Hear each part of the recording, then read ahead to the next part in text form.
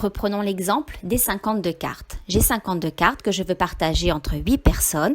Quel est le nombre de cartes par personne?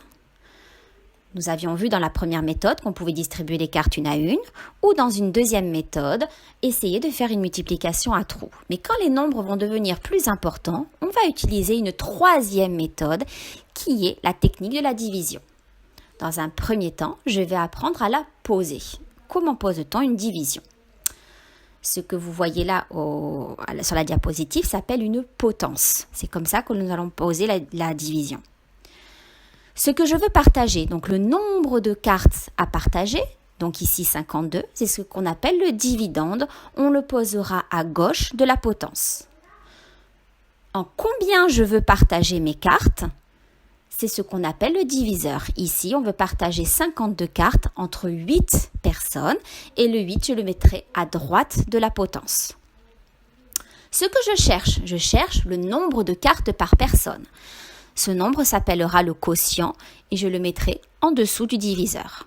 Enfin, s'il y a un reste, si je ne peux pas partager toutes les cartes entre chaque personne, cela s'appellera le reste, donc c'est ce que je ne peux pas partager et je vous expliquerai un petit peu plus tard comment on le calcule.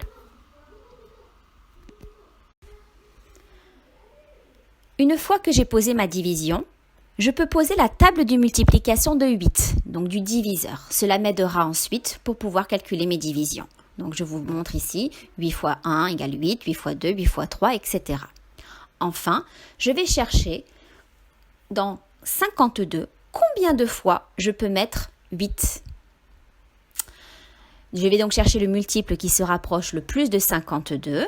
Quand je regarde ma table de multiplication, je vois que 8 fois 6 est égal à 48 et que 8 fois 7 égale 56. Donc 52, le nombre de cartes que je dois partager, se trouve entre 48 et 56. Ce qui veut dire que je vais pouvoir partager 6 cartes entre chaque personne, d'accord? Et c'est ça que représente le quotient. Donc le quotient, le nombre 6, je vais le placer là où vous voyez le chiffre vert. Ce qui veut dire que je peux partager 52 cartes entre 8 personnes. Chacun aura 6 cartes et il en restera du coup 4 que je ne pourrai pas partager. Je te laisse regarder ces deux vidéos intéressantes sur la division qui expliquera exactement la technique de la division posée comme je viens de te l'expliquer. J'espère que cela t'aidera. Ne te fais pas de soucis, nous reverrons tout ça en classe. Bonne journée!